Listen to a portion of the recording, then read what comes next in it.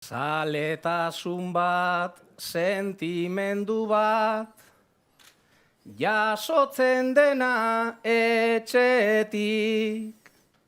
Futbol talde hau elikatzen da, herriaren babesetik. Historia bat eraman arren, harrotasunez atzetik. Hemen aurkeztu nahi duguna da, orain datorren atletik. Hemen aurkeztu nahi duguna da, orain datorren atletik.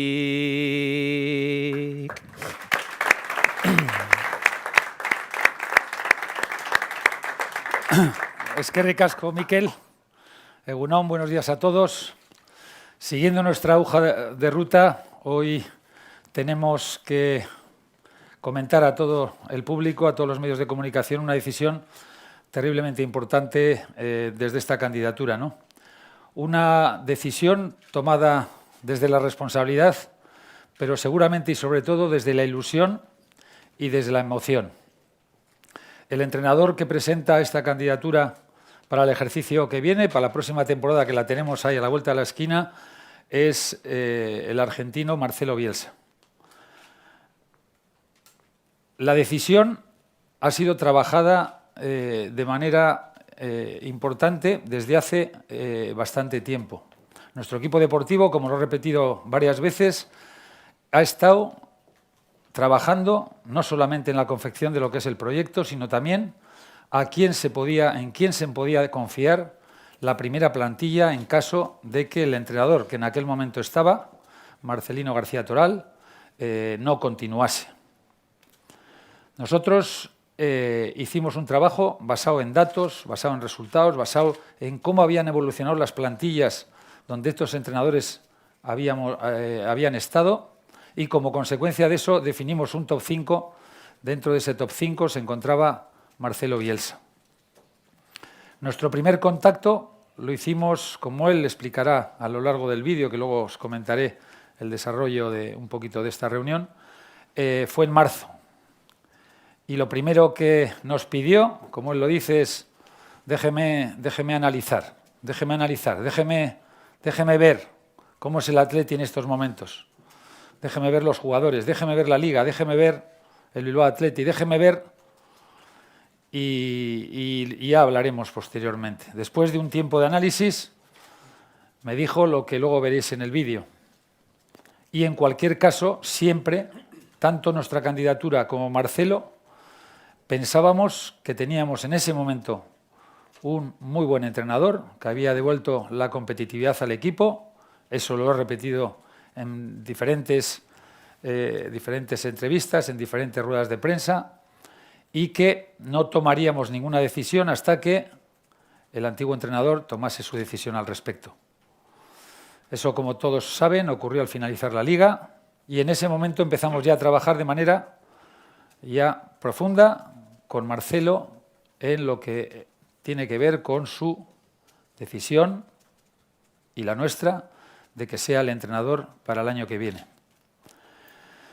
Ese trabajo lo vais a ver en un vídeo que ha hecho. Como siempre, Marcelo analiza hasta sus últimas consecuencias todas las cosas, y yo creo que estamos hablando de un entrenador top 5 mundial. Seguramente será el entrenador más venerado por los profesionales y técnicos del mundo. Y en ese sentido nos hemos encontrado además con un Marcelo, y en esa decisión que hemos tomado, un Marcelo de futuro. No miramos al pasado, que como todos recordarán, que también lo he dicho alguna vez, nos dio la mejor temporada de este siglo. Pero no miramos al pasado. El análisis que hemos hecho ha sido reciente. Hemos visto sus datos en las últimas temporadas. Hemos visto la progresión de sus jugadores. Y, por tanto, la decisión no es mediática, es profesional. Porque el entrenador de hoy ha evolucionado hasta límites insospechados. Y creemos que su ambición, su calidad, sus capacidades nos van a llevar al Athletic que debemos. Eskerrik asko. A continuación, Mikel Goiriena ha estado muchos años en Lezama, no llegó a pegar el salto, pero coincidió en los años, estuvo desde alevines hasta juveniles, coincidió con Fernando Amorebieta y con Llorente, entre otros, entiendo. Y bueno, se ha prestado a hacer un par de versos yo creo que de exaltación un poquito de las grandes cualidades que tiene nuestro entrenador para el año que viene. Y a continuación veremos un vídeo en el que Marcelo va a desgranar cómo ve al Atleti, cómo ve a la competencia, cómo ve todo lo que tiene que ver con nuestro Athletic para que sea grande. Mikel. 10 urteko umea, joaten dana Lezamara, lehen mailara iristen den, semea edo alaba, San Mamesen lehen aldiz, sentitzen dugun zirrara, edo 40 urtetan, bazkide izan bazara, futbola ulertzen dugu, hemen bertatik bertara, eta zer egingo zaio, ausorakeri bat bada. Eta zer egingo zaio, ausorakeri bat bada, gure txikitasunetik mundu mailakoak gara.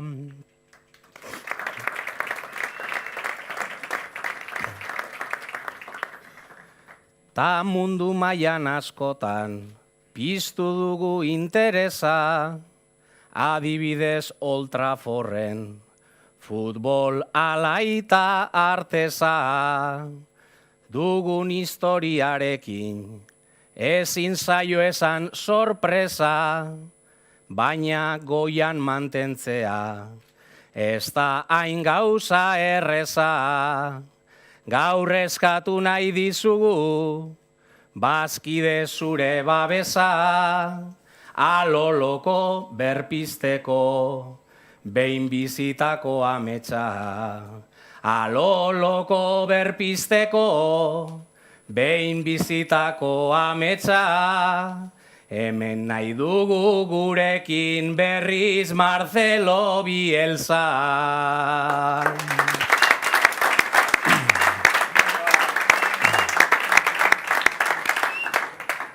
Ark futbola ikusten du, filosofi bat bezala, beste zelaian jokatuz, baloia euki behar dala, taldekideen artean, esfortzu eskuzabala, edertasuna bilatuz, eraikiz futbol totala.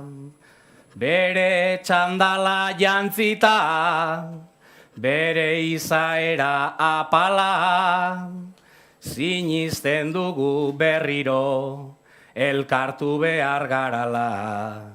Sinisten dugu berriro, elkartu behar garala, Athletic eta Bielsa, ase bikote mundiala.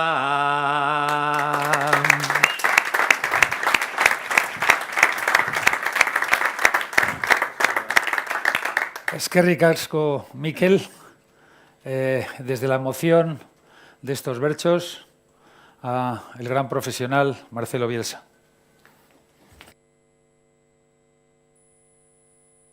Bueno, voy a comenzar este contacto saludando a todos quienes observen o vean o escuchen el contenido de lo que voy a contar, ¿no? Primero, como dije, saludarlos y luego en el mes de marzo, a mediados de marzo, yo tuve un contacto con Iñaki Arechavaleta, de aquí en adelante Iñaki para abreviar. y no equivocarme en el apellido, y él me propuso la posibilidad de que yo aceptase en caso de que él fuera el ganador en los comicios por la presidencia del Athletic de Bilbao, si tenía interés en ser entrenador del Athletic, ¿no? La proposición, yo le comenté que quería evaluarla, es una responsabilidad muy grande asumir ese compromiso de dirigir a un equipo como el Athletic, y más aún para mí que ya estuve allí, que sé de qué se trata, que quería hacer las evaluaciones que habitualmente hago para ver si soy la persona indicada, por lo menos desde mi punto de vista, y que iba a tomar un tiempo prudencial para darle una respuesta. Bueno, a medida que pasaron los meses de marzo, de abril, yo fui viendo al equipo. Una de las primeras cosas que le dije, que el equipo jugaba bien, que me gustaba, y que de acuerdo a lo que yo veía, entendía que lo mejor era para el Athletic es que el entrenador que lo estaba dirigiendo continuara, porque veía que el proyecto no estaba acabado, que tenía margen de crecimiento y de desarrollo. Y ese comentario, la respuesta que me dio Iñaki fue que ellos iban a esperar la posición que asumiera Marcelino, y que una vez que él se decidiera volveríamos a hablar, ¿no? Así que yo hasta que terminó la liga no había tomado una decisión, y finalmente, después del pronunciamiento de Marcelino, fue en que empecé a pensar en dar una respuesta positiva. Lo primero que hice fue una evaluación que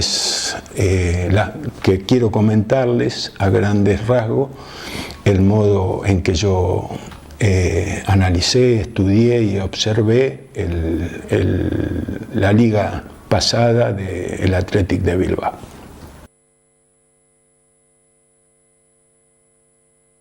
Los detalles, los recorridos que yo hice para tomar la decisión de aceptar la propuesta, de ser una opción para un candidato en caso de que gane, que va a competir por la presidencia del Athletic.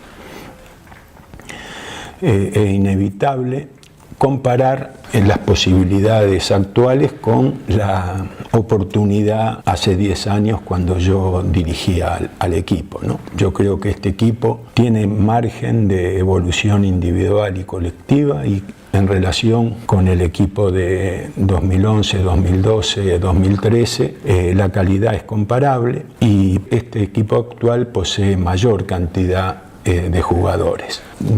Hago la comparación porque a mí también me ilusiona poder pensar que construir o sumarme a un grupo que puede intentar una versión de similar nivel que aquella. Después hice una evaluación.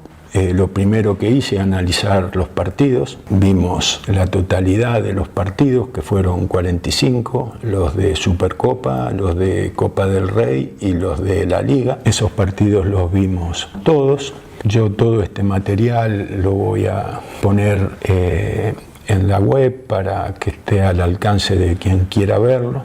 Pero bueno, el sistema es más o menos así, un análisis, reflejar gráficamente todo aquello que nosotros vemos durante un partido, y ya sea todos los datos del partido, los esquemas posicionales, los esquemas en relación con el rival, los cambios que se produzcan, los cambios el carácter del cambio, si es neutro, ofensivo, defensivo, que persigue el cambio, si hay expulsiones, todo eso vinculado con los momentos del partido, si va ganando, si va perdiendo.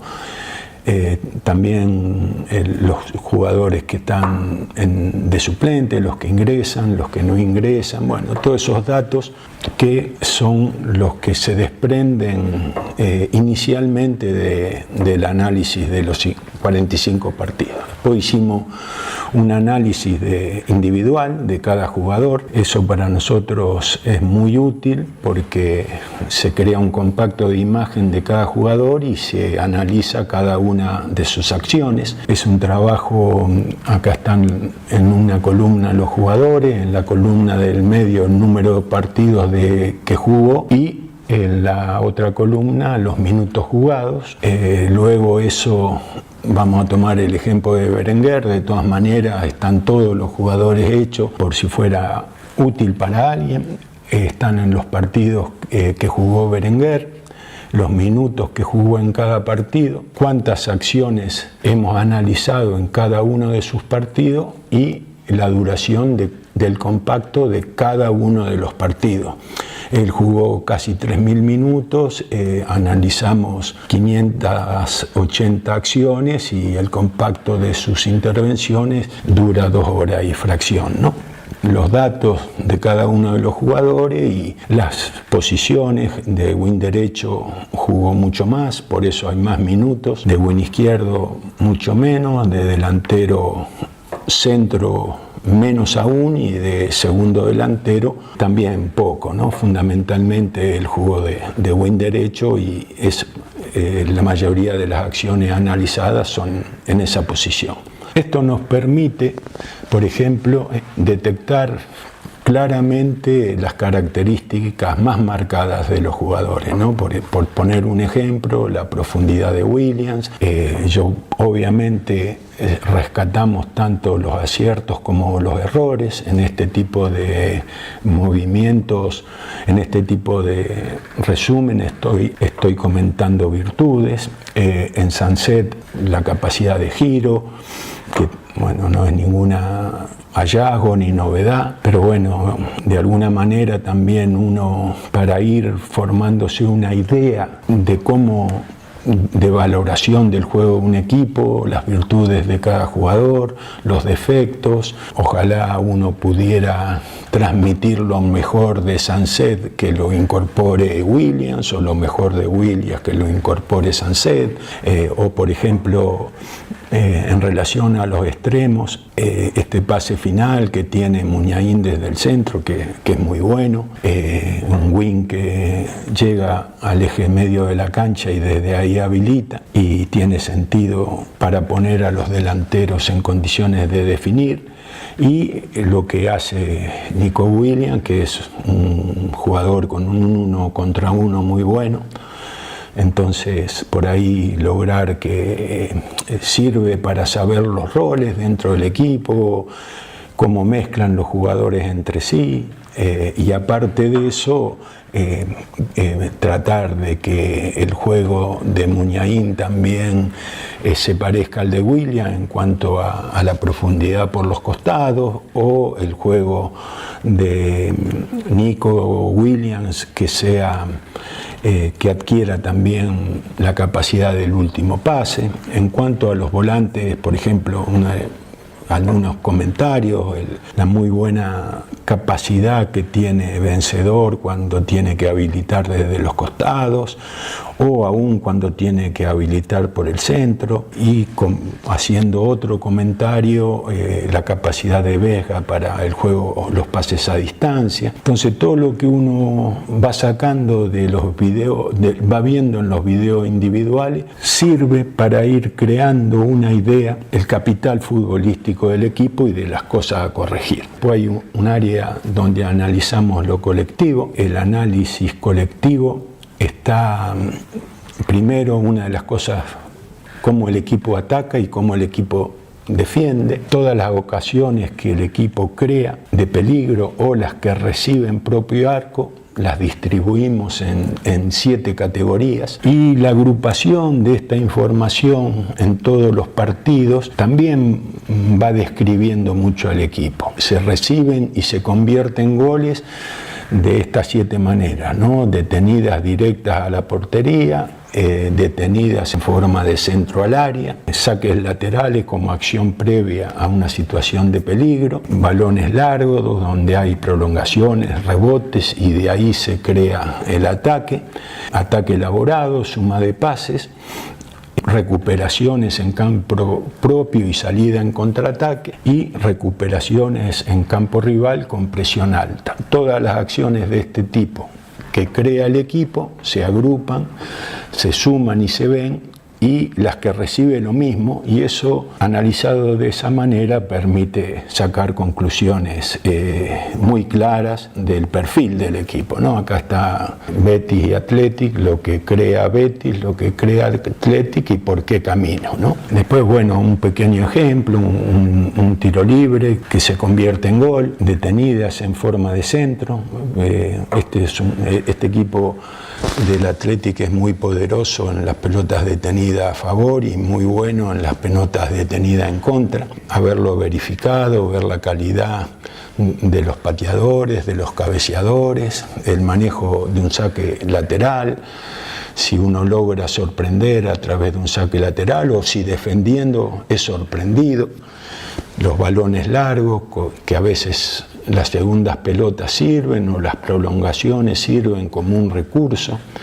Al ver la cantidad de acciones de las diferentes clasificaciones, uno va dándose cuenta que predomina en el equipo. Este es un ejemplo, este es un gol precioso, y contra un equipo que está cubriendo con todos sus componentes, está tratando de defender, no hay urgencias, hay muchos pases, generosidad, encontrar al hombre libre.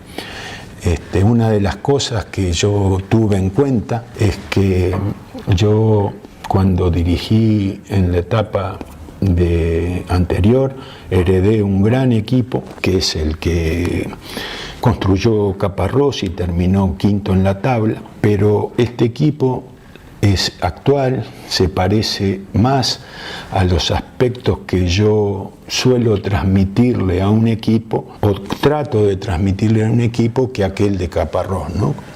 Eso también me pareció un dato importante, ¿no? Por supuesto, antes pusimos cómo atacó en espacios reducidos, y acá lo cómodo que se siente cuando los espacios se agrandan, ¿no? Hay jugadores desequilibrantes, veloces, que cuando tienen espacio lo aprovechan, ¿no? También es un equipo que presiona muy bien cuando decide hacerlo. Acá también hay un ejemplo de esa condición, y bueno, de ese modo ya esto está analizado según el equipo atacando o en posesión o juego ofensivo, pero cuando uno analiza todo esta misma estructura, la aplica sobre el juego defensivo, hay conclusiones también que ayudan, ¿no? Obviamente yo voy a tratar de opinar lo menos posible para no cometer la imprudencia de hacerlo, pero contar exige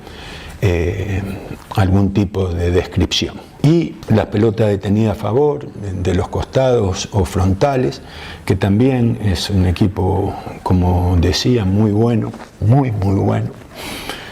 Tiene buenos lanzadores, no solamente Muniain, Berenguer también, y tiene muy buenos cabeceadores, y ya sea pelotas que surjan en los corners o de los costados del campo o en el eje central del campo. Estas pelotas de los costados le han creado a los rivales mucho peligro. Pusimos algunos números para poder clasificar los lugares desde donde partieron la mayor cantidad de envíos, y para verificar que desde todos los sitios es un equipo que maneja bien la pelota detenida, ¿no? Por eso decía que este es un equipo muy trabajado y muy bien trabajado, ¿no? Con muchos recursos en todas las facetas del juego, ¿sí? Y las detenidas en contra también tienen muy buenos cabeceadores. Nosotros hicimos una pequeña evaluación, no de la forma en cómo defiende, sino colectivamente, sino la condición individual de cada uno de los mejores cabeceadores. Y son realmente buenos los cabeceadores defensivos.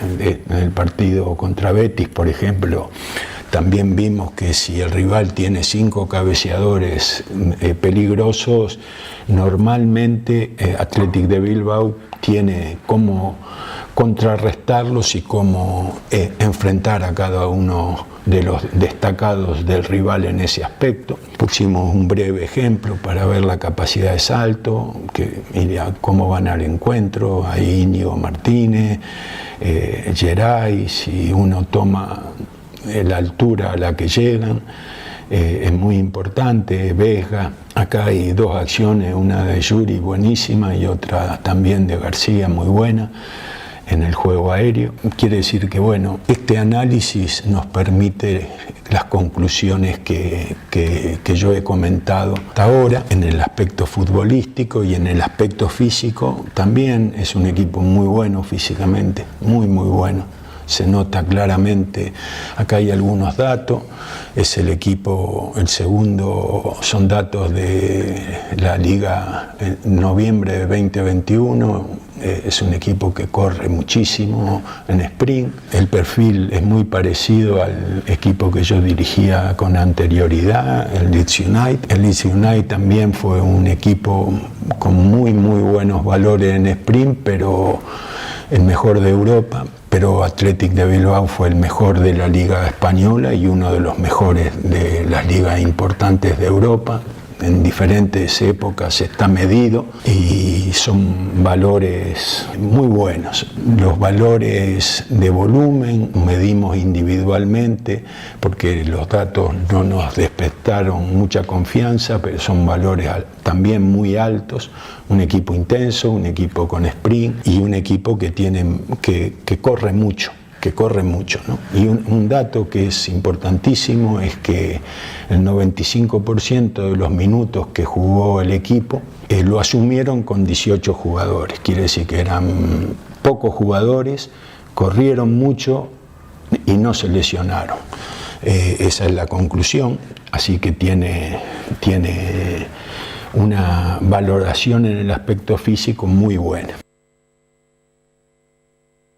Fue necesario también, para que el análisis que intentamos hacer tuviera coherencia, ver el nivel del resto de los equipos de la Liga Española. Yo hace 10 años que me fui de España, de Bilbao, y entonces revisamos toda la Liga Española. Un trabajo que es un poco costoso en tiempo, pero que consideramos que era necesario saber contra quién compitieron, informarnos, actualizar el conocimiento sobre la Liga Española. No sé, para mostrar cómo lo analizamos, tomamos el Atlético de Madrid, un ejemplo, pero están todos en la web, todos los análisis. Estos son los partidos que jugó, primera rueda, segunda rueda, se ven los ciclos, los positivos, los negativos, y también se ve la ubicación en la tabla, que es muy importante, la cantidad de partidos que jugó, fueron 56, que no son pocos. Y después el análisis contiene a los equipos que enfrentan, los datos que identifican al partido, todos los datos necesarios para identificar cada partido, las alineaciones, los sistemas, los suplentes, los cambios, el marcador final, los que anotan, los jugadores destacados en cada equipo, los esquemas iniciales de cada uno de los equipos enfrentados entre sí, la cronología de las sustituciones o de los cambios de esquema o de las expulsiones, la valoración del cambio, si el cambio es defensivo, ofensivo, neutro, la característica, las posiciones de los jugadores que estaban en el banco, los que ingresaron, los que no ingresaron, y bueno, eso nos describe cada partido, ¿no? Luego, el Atlético de Madrid es un equipo que utilizó muchos esquemas diferentes, son 10, y tomamos un jugador y, no sé, Llorente jugó de lateral volante por la derecha, de lateral por la derecha, de volante mixto por la derecha, de volante extremo, de volante defensivo por el centro, de volante de contención, de volante ofensivo, de wing derecho, bueno, todas las posiciones y la cantidad de minutos que jugó en cada posición. Si eso uno viendo rápidamente todos los esquemas que utiliza el rival y dónde juegan sus jugadores en cada uno de esos esquemas, y teniendo los análisis tácticos posicionales, bueno, rápidamente uno puede interpretar al equipo que quiere conocer, digamos, ¿no? Lo que hicimos es ver de cada equipo la totalidad de los partidos. No consideramos ni a los 3 que descendieron, no los consideramos, los 2 que ascendieron sí, y el tercero aún no se había definido.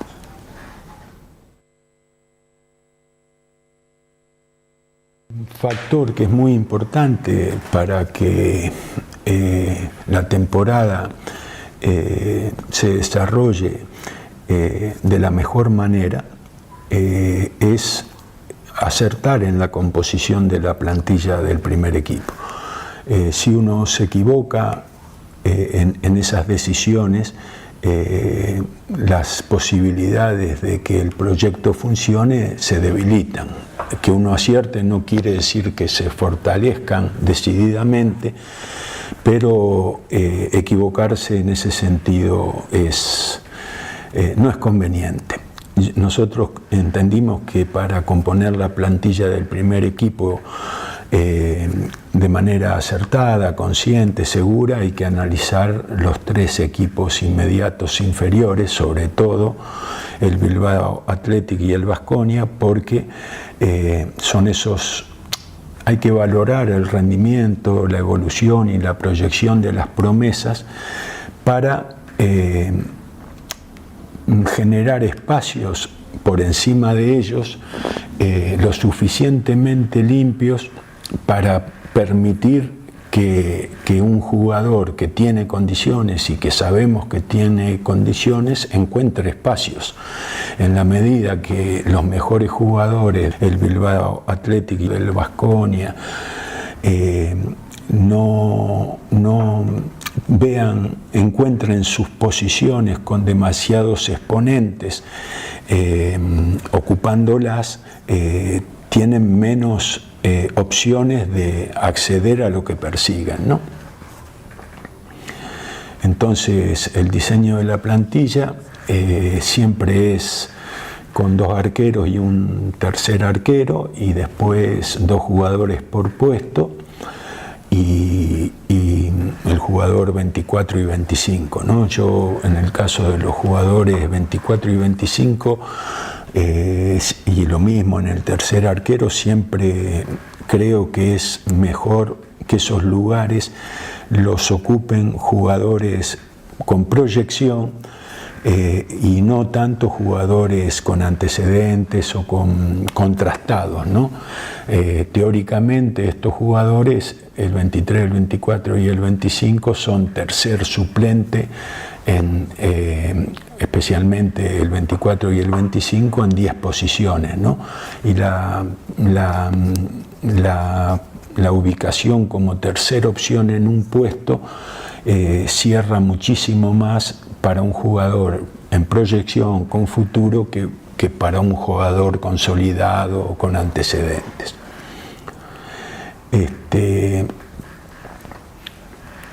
Los últimos jugadores, la última plantilla de la temporada que terminó estaba conformada por 25 jugadores.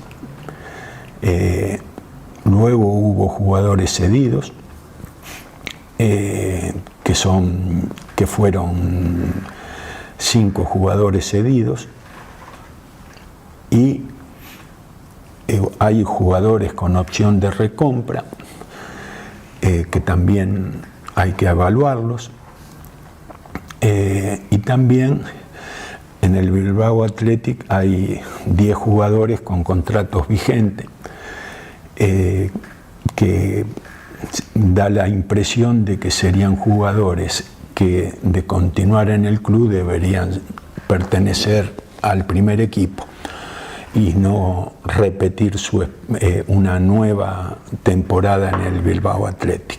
Y hay 10 jugadores que finalizaron contrato. Esto hace que a muy corto plazo haya que tomar decisiones sobre 40 jugadores, ¿no? Los 25 de la última plantilla, los 5 que estuvieron a préstamo y los 10 jugadores que tienen contrato vigente. Eso pensando en que no haya incorporaciones, ¿no? Entonces, tomar decisiones sobre 40 jugadores con muy poco tiempo para hacerlo, exige haber visto todo lo que el jugador jugó en la temporada que pasó, ¿no? Por eso nosotros hemos visto los 45 partidos del Athletic, los 38 partidos del Bilbao Athletic. Del Baskonia solamente pudimos acceder a 4 partidos, y del juvenil solamente vimos los 3 partidos de la fase final, ¿no? La que terminó con el partido contra el Barcelona, creo que fue. Entonces, estos 90 partidos los hemos analizado muy minuciosamente para tener claro, en la medida de nuestros conocimientos, cómo formar cada plantilla. A este análisis se suma los 380 partidos de la Liga Española, que también nos dan una idea global de la competición. Alguna referencia al desarrollo de la ambición, ¿no? La ambición es justificada si se demuestra estar preparado para merecer aquello que cada uno persigue o lo que se persigue, ¿no? Esta tabla de posiciones, yo creo que el Athletic de Bilbao merecía estar mucho más cerca del Sevilla o del Betis y de la Real Sociedad que cerca del Villarreal, ¿no? Yo creo que es un equipo que mereció mucho más de lo que obtuvo, y que si hubiera terminado quinto hubiera sido absolutamente normal, si hubiera terminado sexto hubiera sido absolutamente normal. Obviamente, por lo que yo escuché, leí y percibí, pareciera que es muy necesario, entre comillas, que el equipo participe de las copas europeas. De alguna manera, yo no creo que esté ligado a la falta de ambición. Creo que hay recursos para merecer lo que se persigue, no necesariamente aquello que se merece se consigue, ¿no? Los futbolistas en sí mismos son el fútbol. Y hay algunos conceptos que son muy simples, pero muy oportuno recordarlos, ¿no? Obtener mejores resultados siempre exige una lucha muy grande.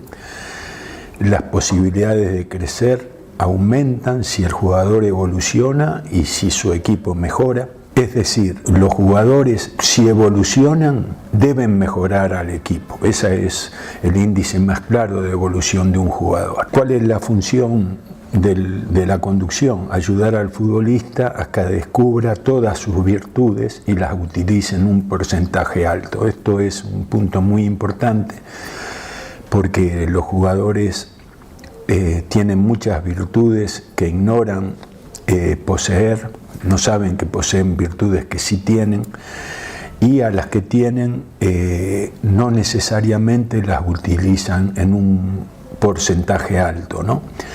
Y el otro punto significativo es lograr que el grupo, que el equipo sepa resolver las exigencias que presenta cada partido, que son variadas y de diferente tipo.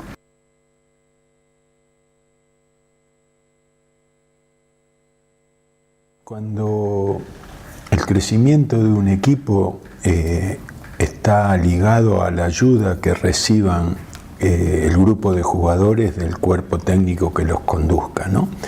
Y yo como conductor de un grupo, de un cuerpo técnico, he ido dando cambios importantes en mi carrera que quisiera comentarlos muy brevemente. En la primer parte de mi carrera yo trabajé 8 años en divisiones inferiores de Newell's, después en el primer equipo. Después trabajé en el Atlas de Guadalajara, un equipo mexicano, un año en un programa nacional de captación, otro año en un programa de formación de futbolistas jóvenes y otro año en el primer equipo. Después trabajé en el América de México, en el primer equipo, en Vélez Sarsfield en el primer equipo y en el Español de Barcelona en el primer equipo. Ese método, en todos esos años de trabajo, yo utilicé el método que fui generando a partir de mi trabajo en divisiones inferiores y en la primera de Newell's. Del 90 al 98 yo mantuve el método original que había construido en mi paso por Newell's. Después viene una segunda época que es en la selección argentina, los Juegos Olímpicos, la selección de Chile y el torneo de Toulon y el Athletic Club de Bilbao. Ahí yo agregué variantes a mi forma de trabajo en aspectos tácticos, posicionales y en la forma de preparación del equipo. Y después viene un tercer periodo en el Olympique de Marsella, el Lille de Francia y el Leeds United de Inglaterra, donde hay un cambio muy importante en mi forma de entrenar, porque aparece en la evaluación, la medición de las cargas como un recurso de mucho valor. En mi paso por el Athletic de Bilbao, que fue el primer equipo europeo que yo dirigí, hizo que empezara a pensar en que había algunas cosas que debía pulir, que debía perfeccionar para mejorar el método de preparar a los jugadores. Cuando yo comencé a trabajar en el fútbol profesional, los cuerpos técnicos tenían como máximo 4 personas. Hoy han aumentado la composición de los cuerpos técnicos, hay diferentes áreas de trabajo y hay que coordinar a 20, a 25 integrantes que ocupan diferentes tareas. Hay un área específica de rendimiento futbolístico, la preparación técnico-táctica, que es propia de los entrenadores que tenga el equipo. Un área de preparación física, donde la evaluación tiene un rol muy clave. Un área de videoanálisis del equipo propio y del equipo rival, que también tiene vigencia absoluta en esta época. El área de la salud, el área médica, el área de las lesiones. Un área que va cubriendo espacio nuevo, el apoyo psicológico, sobre todo vinculando comportamiento, conducta y valores. Un área logística a cargo del delegado, calendarización, reglamento, arbitraje, todo ese tipo de temas. Y un área de archivo organizado del material, una secretaría que permita que aquello que se produce pueda ser rápidamente ubicado, porque se produce mucha información y a veces hay que tener muy buena organización, ¿no? Y hay un área de prensa que sobre todo por las redes sociales, que es un recurso que permite hacer pública una opinión de manera directa e independiente que merece atención, más allá de la información que es necesario adquirir, lo que hay que difundir, la repercusión de lo que se dice.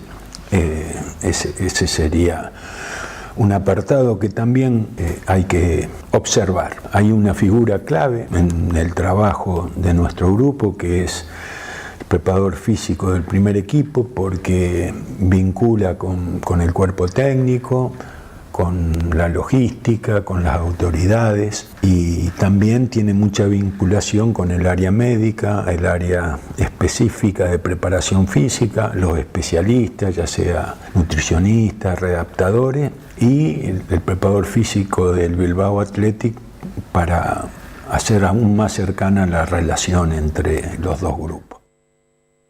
La preparación del área física, para describirla rápidamente, las evaluaciones que son muchas, variadas, y los datos que generan, condicionan las decisiones que se toman, el trabajo de pretemporada, que es un trabajo donde las cargas pueden ser más altas que a lo largo del año, y el efecto de lo que se acumule ahí es muy necesario. Este año va a haber un doble periodo de ese tipo por el Campeonato del Mundo, y el periodo de competición, donde la principal característica es que cada vez las sesiones son más cortas y intensas, se entrena menos tiempo y se entrena de una manera más exigente. Pero el peso ha tomado un valor muy importante. El Athletic de Bilbao, en ese sentido, he visto algunas cosas a nivel de nutrición que me asombraron extraordinariamente. Las sesiones en el gimnasio también son de una preponderancia muy marcada, y lo mismo la elongación, la movilidad articular y el estiramiento como un elemento que no solamente es una cualidad física, sino un reaseguro para la salud. Después, las cargas diarias son muy controladas. Es muy difícil sobreentrenar a un jugador, porque los preparadores físicos tienen una idea de los volúmenes, de la intensidad y de la explosividad, y aparte constantemente van percibiendo el índice de esfuerzo, ¿no? Por lo cual es mucho más exacta la preparación.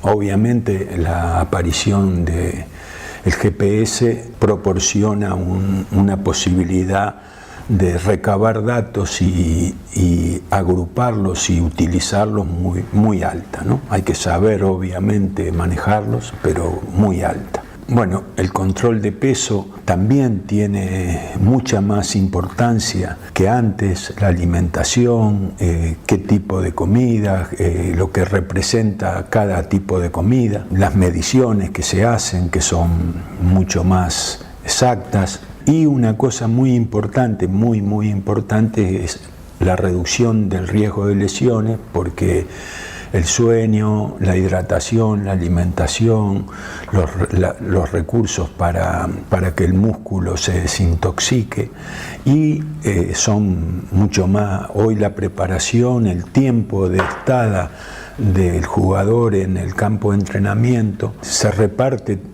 no solamente en el campo de juego, sino también en otro tipo de actividades. Y hay un control. El control del dolor muscular, del sueño, del estrés y de la fatiga reduce los excesos. Es muy difícil equivocarse.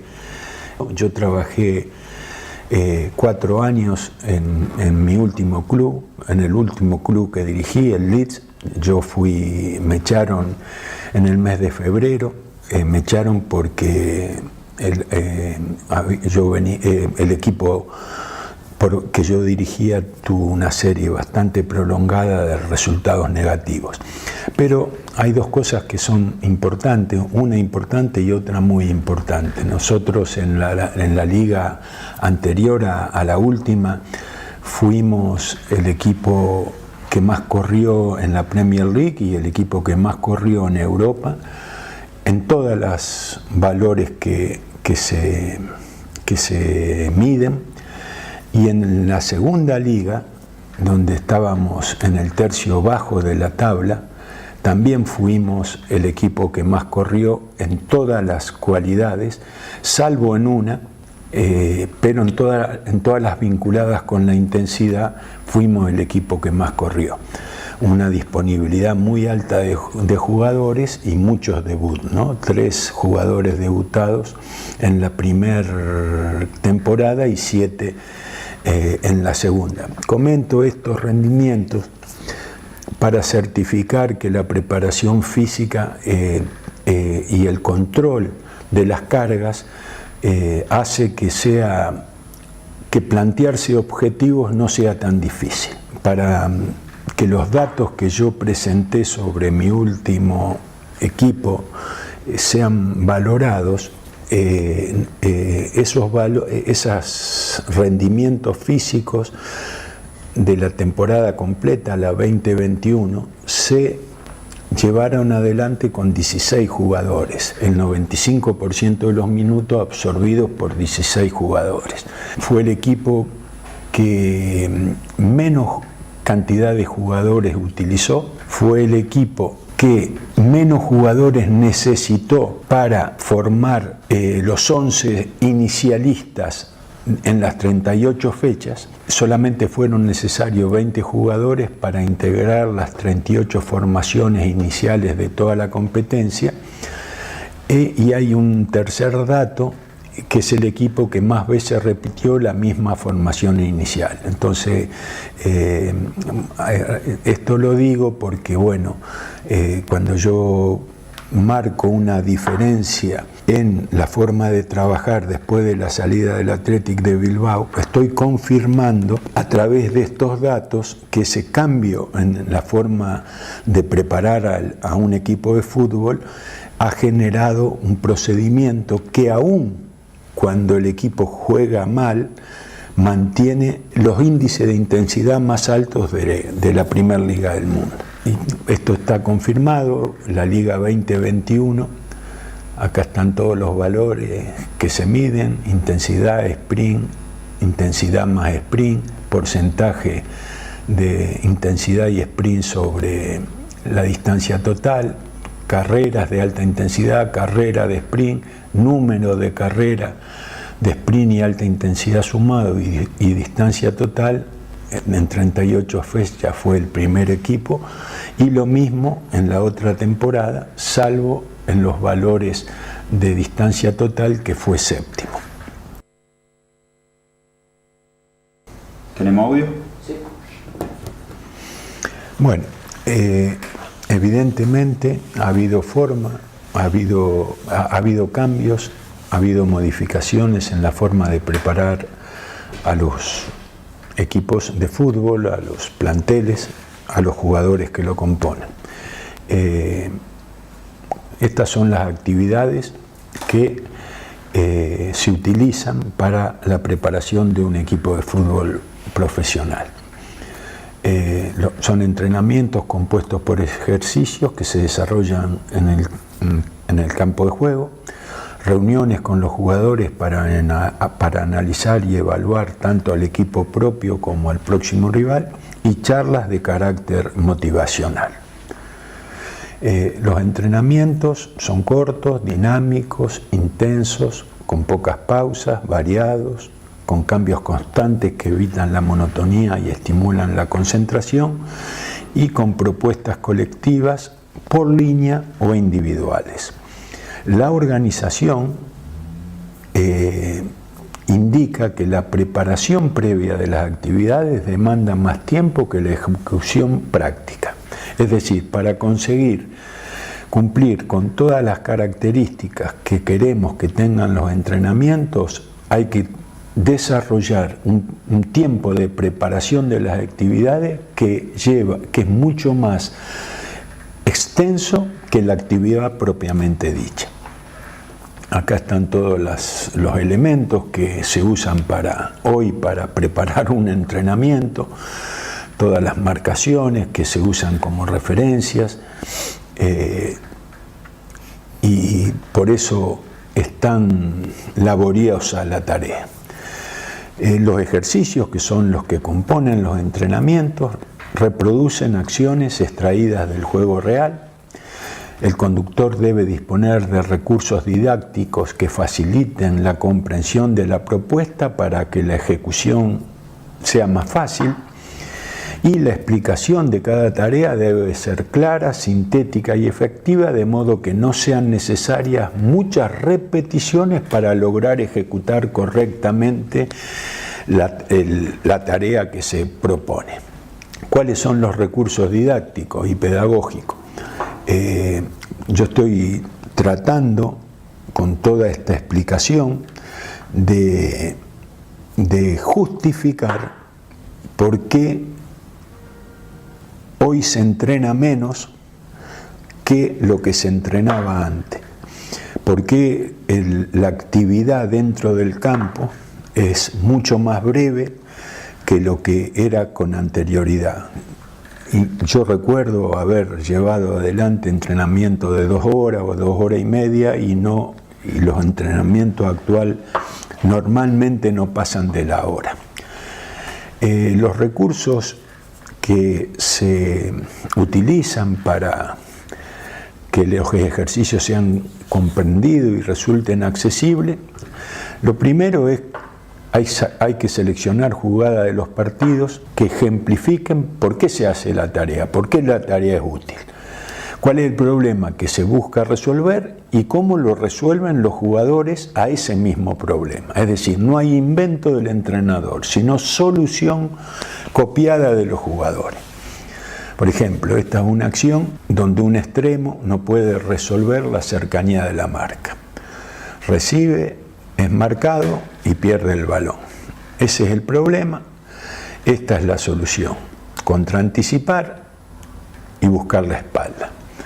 Este es un acto propio de los extremos que evitan la presión. Cuando la presión llega, descargan la pelota y buscan el sector por detrás del hombre que lo marca. Ahora hay que elaborar un ejercicio que se parezca a la acción del juego y que incorpore ese mensaje. Entonces el ejercicio elegido es este. Si ustedes lo ven, van a ver la progresión, un movimiento por fuera o por dentro, por fuera o por dentro. Eso le llamamos al ejercicio contraanticipo de los Wines. Después empiezan todos los recursos pedagógicos, esta animación que vimos, estas placas donde el ejercicio está dibujado, esta es la marcación, también está la marcación que hay que implementar para hacer el ejercicio. Hay explicaciones verbales, orales.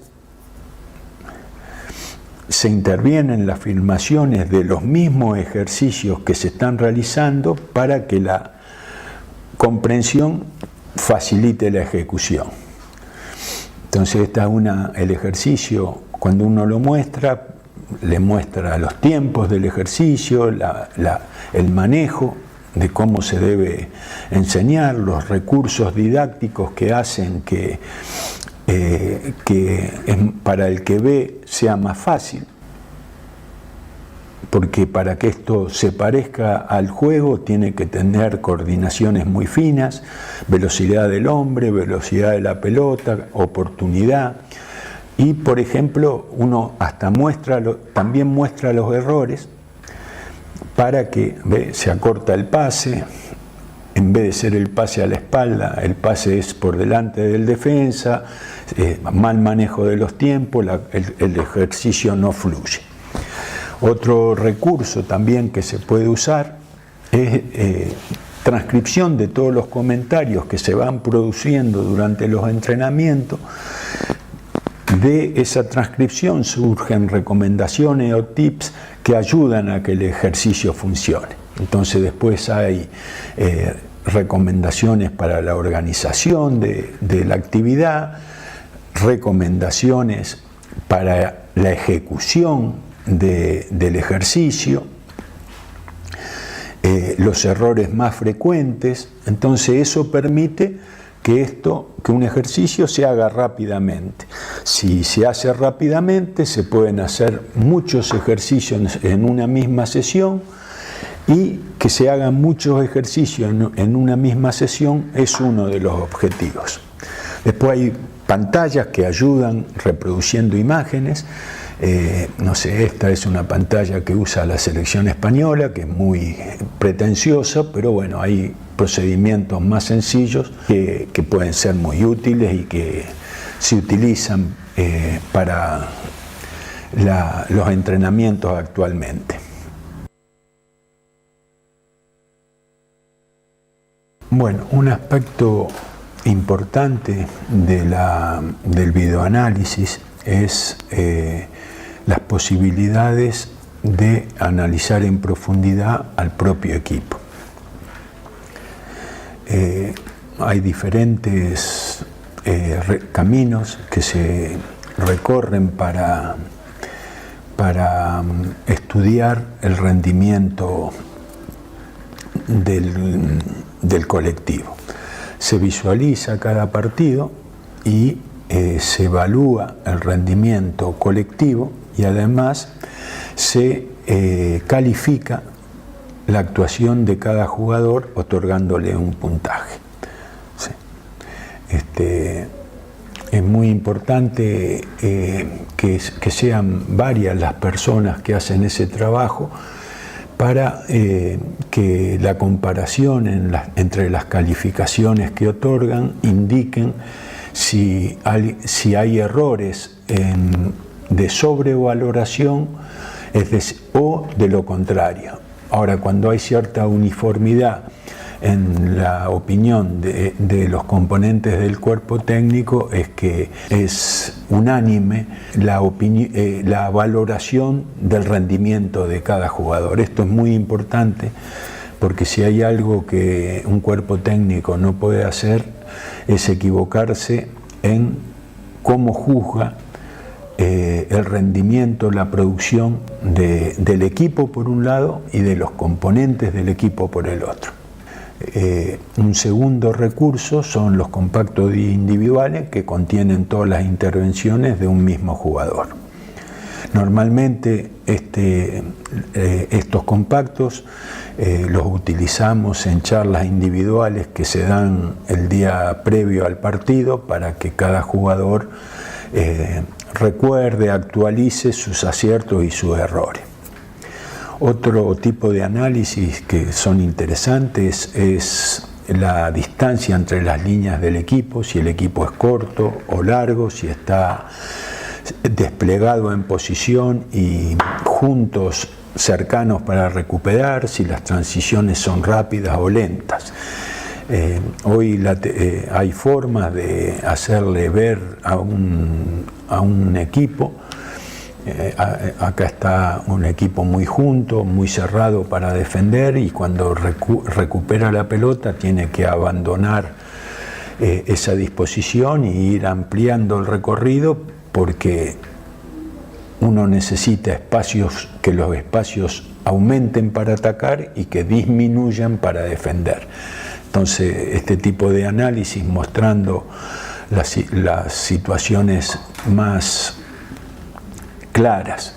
Acá lo contrario, está en posesión, está todo el equipo desplegado, los espacios son amplios, entonces si la pelota se pierde inesperadamente, es muy importante ver si hay una compresión de las líneas y una cercanía que se produzca rápidamente, una reacción inmediata cuando se pierde la pelota, para pasar de abierto a comprimido.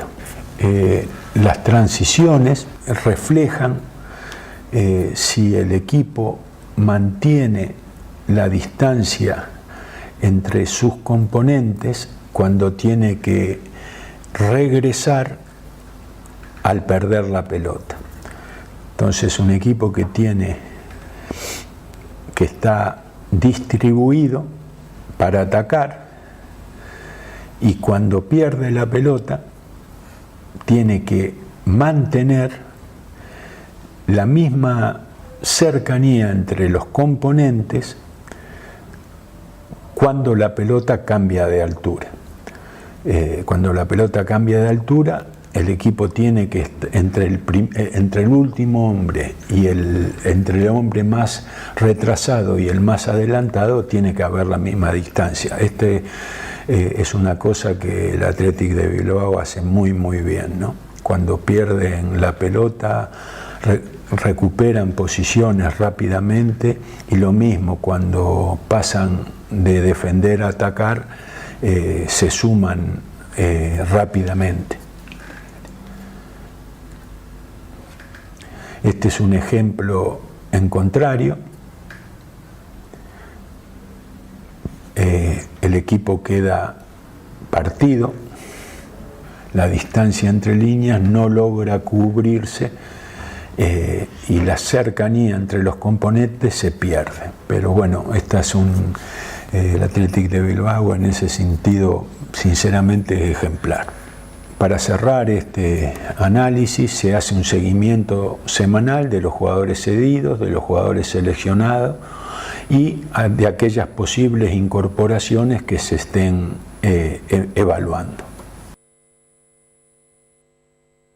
Las charlas motivacionales son una herramienta muy efectiva, de mucho peso, y que inciden en el rendimiento individual y colectivo de un equipo de fútbol, casi diría de manera decisiva. Lo primero en este tipo de recursos, de herramienta, es que es necesario que el conductor transmita algo en lo que verdaderamente crea.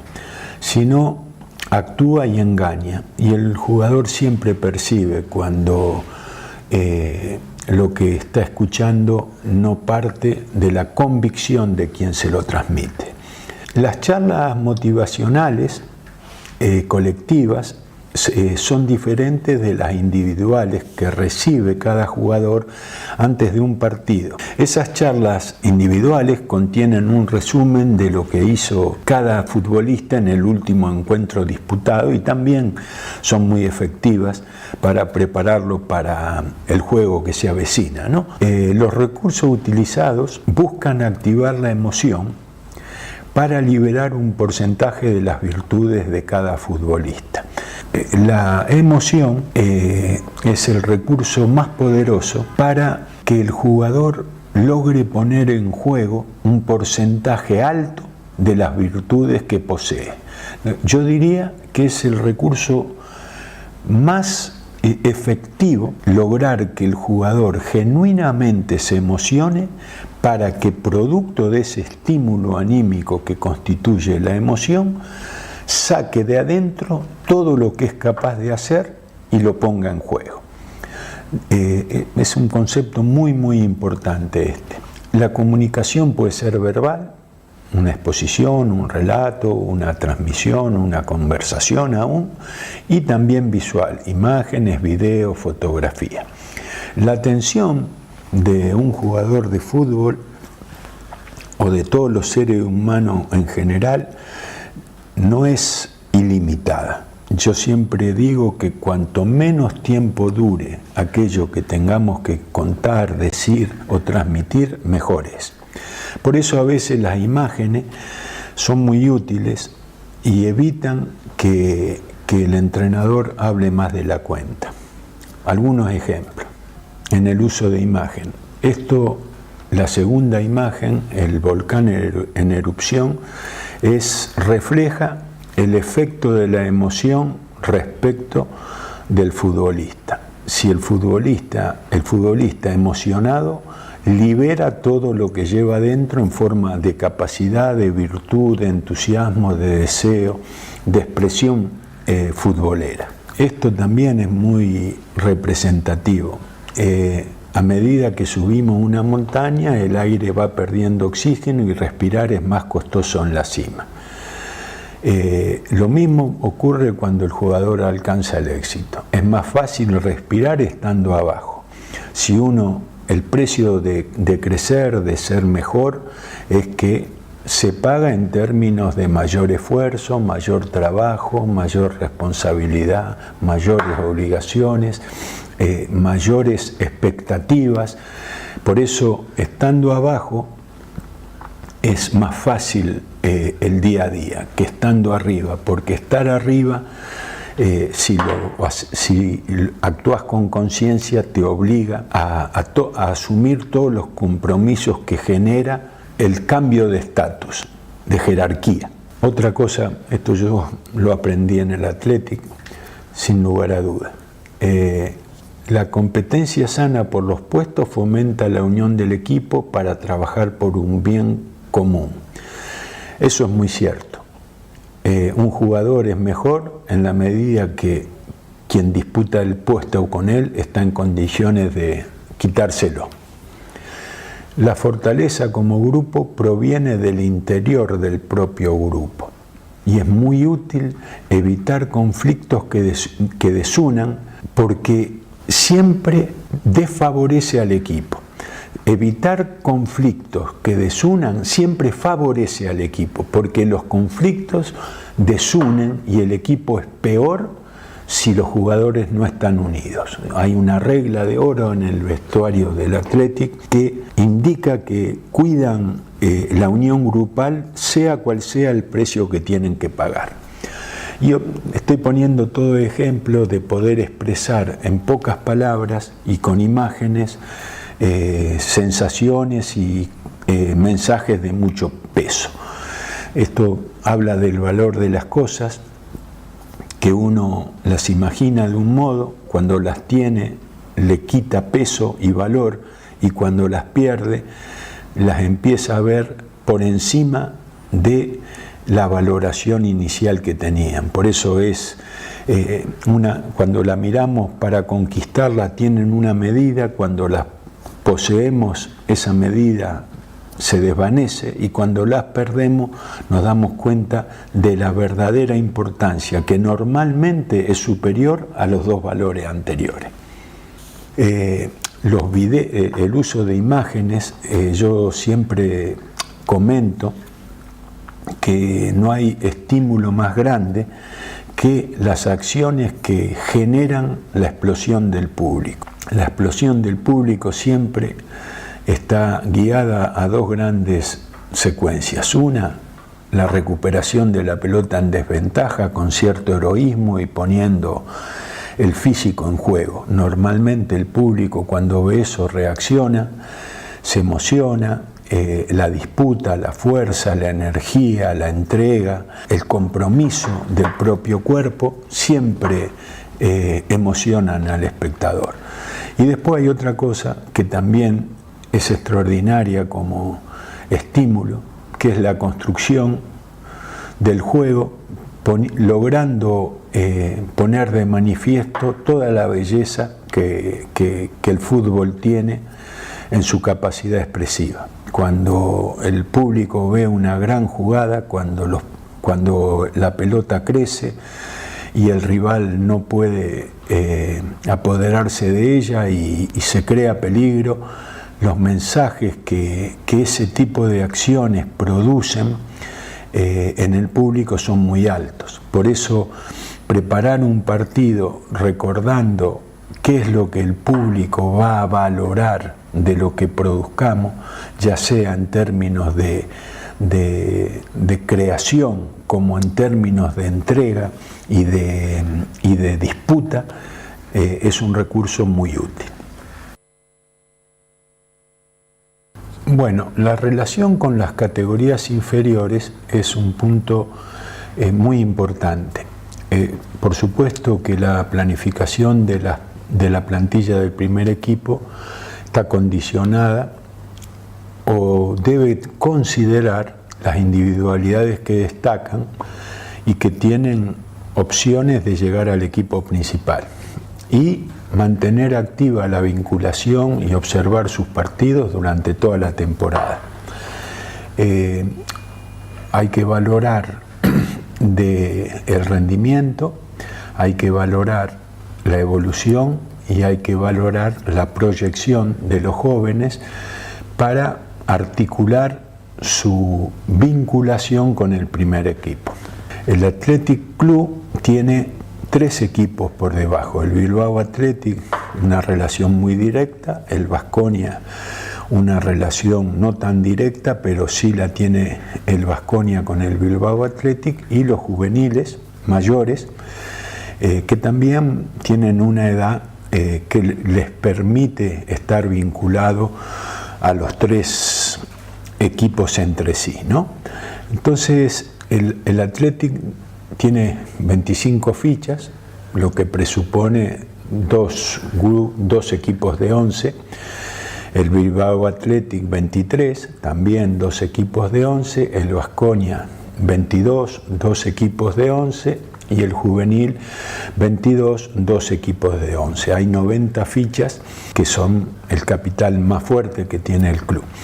Entonces se me ocurrió la idea de una vez por semana tratar de estimular un entrenamiento integrado entre los 22 del Athletic con 11 del Bilbao Athletic. Los otros 11 del Bilbao Athletic contra los 11 del Baskonia. Y los 11 restantes del Baskonia con los 22, 11 y 11 del juvenil A y del juvenil B. Un poco la idea que la he expresado verbalmente de manera confusa. Los mejores 11 jugadores del equipo inmediatamente inferior, una vez por semana, participan con el equipo superior, preferentemente en la práctica de fútbol. Al evaluar el armado de cada grupo hay que tener en cuenta los aspectos reglamentarios para el intercambio de jugadores entre los equipos. Normalmente a mitad de semana hay una práctica de fútbol, entonces lograr que los 22 del Athletic de Bilbao hagan fútbol con los 11 mejores del Bilbao Athletic y que los 11 mejores del Baskonia jueguen contra los jugadores restantes del Bilbao Athletic y a su vez que los juveniles A y B jueguen con los 11 restantes del Baskonia, eso haría que haya una interacción que estimula el conocimiento de todos los jugadores de la categoría. Eso tiene una consecuencia muy positiva, que es que los jugadores del Bilbao Athletic compiten una vez por semana contra el primer equipo. Los jugadores del Baskonia compiten una vez por semana con el Bilbao Athletic, que es su equipo inmediato superior. Y los juveniles compiten una vez por semana con el Baskonia, que es su inmediato superior.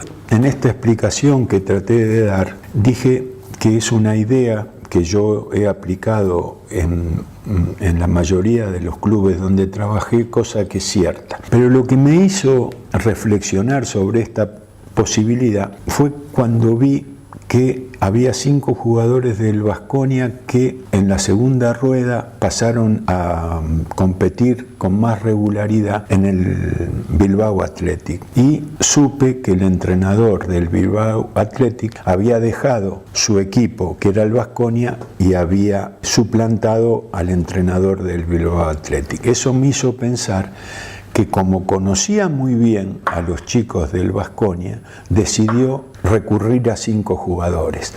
Eso me hace pensar que el conocimiento profundo ayuda a la promoción del jugador. Y este proceso de las 40 prácticas en el año apunta a eso, que el entrenador que está por encima de una división sepa cuáles son los jugadores que están por debajo de esa división a los que pueden recurrir en función de reconocerle cualidades.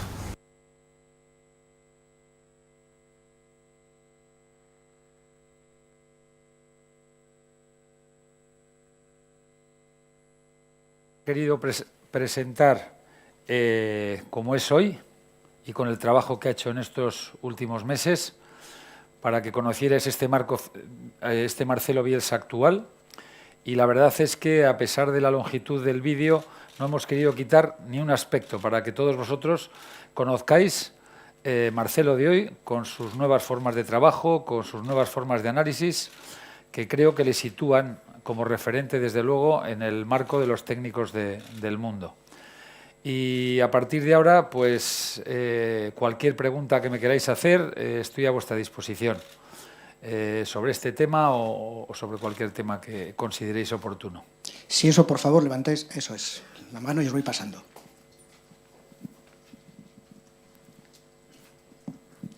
Eguerdian, Iñaki, a Marcelo, ¿qué es lo que se le ha ofrecido en cuanto a duración de contrato? En principio vamos a firmar 2 años. En principio llegamos, ya sabéis que normalmente le gustaban antes el contrato anual, no. En este caso queremos asegurar 2 años con Marcelo Bielsa en función de lo que consideramos que debe ser una duración normal de su contrato. Aunque se le ve contento con la plantilla que tiene y con los jugadores que hay, ha hablado de necesidad de refuerzos y de necesidad de refuerzos en algunos puestos concretos, ¿o no? Sí, ha hablado de algún refuerzo posible. Él es consciente de lo que es el Atleti. Es verdad que está muy contento con el equipo que va a recibir, lo ha dicho varias veces, incluso a mí personalmente, pero siempre me ha dicho que puede haber 1 o 2 puestos en los que un refuerzo nos vendría bien. Él conoce la realidad del Atleti también, ya sabe que podemos fichar pues personas con los dedos en una mano. Es consciente también que no podemos hacer grandes desembolsos y, por tanto, con esas premisas pues estamos mirando el mercado para poder dotarle al Atleti de algún elemento, siempre, vuelvo a repetir, que potencie la plantilla actual. No, nombres, hemos hablado de algunos nombres, pero primero es saber qué posibilidades hay. Sí, Iñaki, aquí, Imanol de Onda Vasca. Yo te quería preguntar, todavía no conocemos la figura del director deportivo, sabemos que Bielsa era muy de su gusto, desde un primer momento lo ha dejado claro.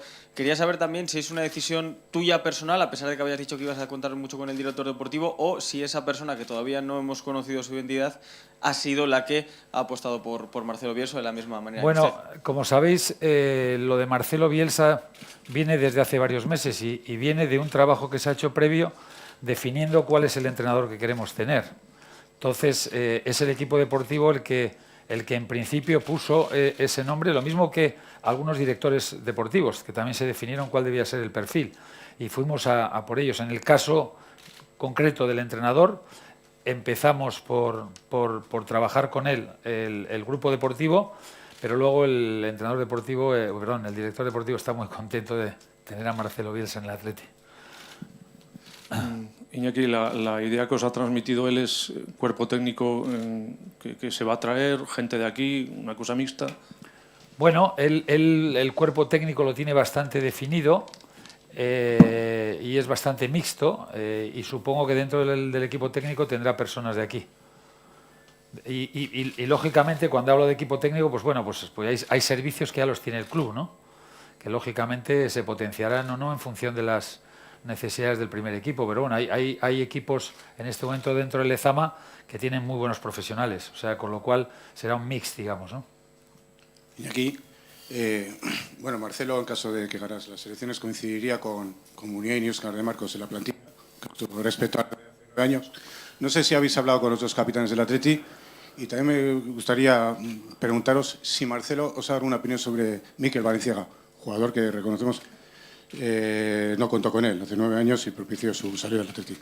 Bueno, hemos hablado en general de la plantilla todavía, y habéis visto que hay un trabajo importante todavía en de determinar cuál es la plantilla definitiva, porque tenemos mucha gente. Tenemos toda la plantilla actual con los renovados, tenemos los cedidos, los que podemos obtener, tenemos gente del Atleti. Esto se hará a partir del día 24, el concretar los nombres, ¿no? Y me has preguntado otra cosa, perdóname, la segunda. Sí, por Mikel Valenciaga. Si Marcelo os había dado alguna opinión sobre él. No hemos tenido ninguna, yo personalmente no tengo ninguna información sobre Valenciaga. Él tiene más o menos ya un esquema por lo que me ha dicho, pero me lo ha contado de forma general, no hemos hablado todavía de nombres. Iñaki, Kevin Doyle, Durango de Televista. Yo quería saber cuál crees que es la clave, el motivo fundamental por el que Bielsa te ha dicho que sí. Yo creo que su análisis, ya sabéis cómo es. O sea, el primer día que tuve el contacto con él, bueno, déjemelo pensar. ¿No? Yo pensaba que iba a encontrar un Marcelo pues que te dice que sí. No, déjemelo pensar, déjemelo analizar. Ustedes tienen un entrenador, por cierto, a Marcelo le gustaba mucho Marcelino, y de hecho, hasta que Marcelino no dijo que no empezamos a trabajar seriamente lo que es, digamos, los aspectos que tengan que ver con el acuerdo. Y él decía que el Atleti estaba jugando muy bien, que había hecho un Atleti competitivo, que había sacado jugadores, él estaba muy contento con él. Y cuando yo le dije, y luego cuando se produjo la decisión de Marcelino, fue cuando empezamos a hablar, ¿no? Y él, yo creo que considera que tiene un buen equipo y que le puede sacar partido. Y él vamos, piensa en que este equipo el año que viene nos va a dar muchas alegrías. Sí, Iñaki, yo te quería preguntar, es imposible no acordarse de las temporadas tan bonitas que vivimos y los partidos tan emocionantes en Europa.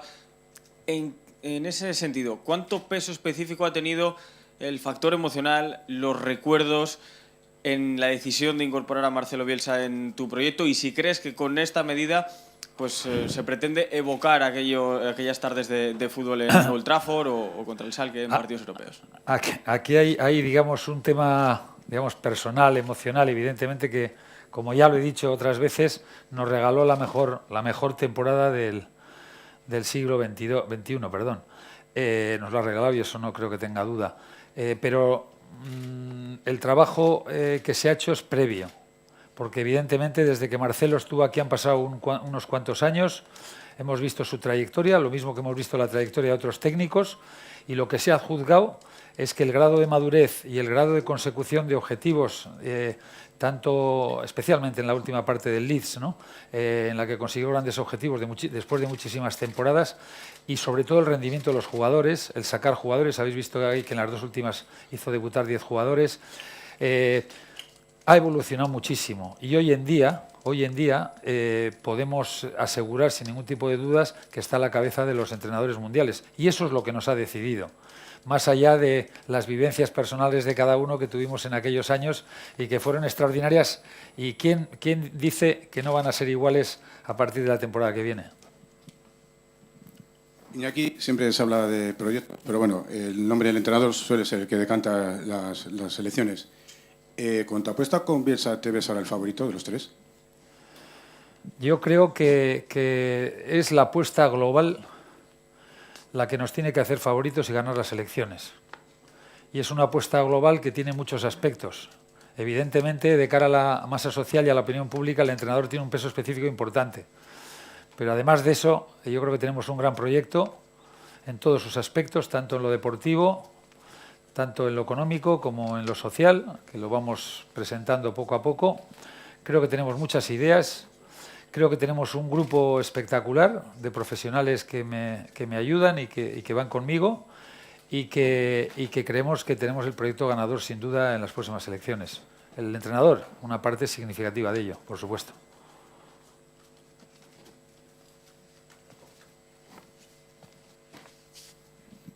Bueno, ¿alguno más? Bueno, pues nada, si os parece, otro paso más dado en iros contando los proyectos. Hoy creo que hemos alumbrado una parte, como hemos hablado ahora, importante de nuestro proyecto, que es el entrenador.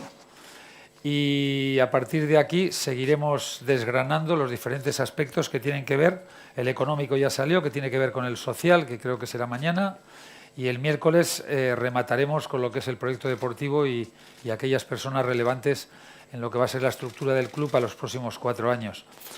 Y la verdad que como me decíais esa pregunta, creo que hemos traído el mejor entrenador posible dentro de lo que existe en el mundo, el mejor por muchísimas razones, no solamente por razones profesionales, sino seguramente también afectivas. Y en cualquier caso, lo que sí es verdad es que Marcelo tiene muy claro los valores de este Atleti, que es único en el fútbol mundial. Es que ricasco.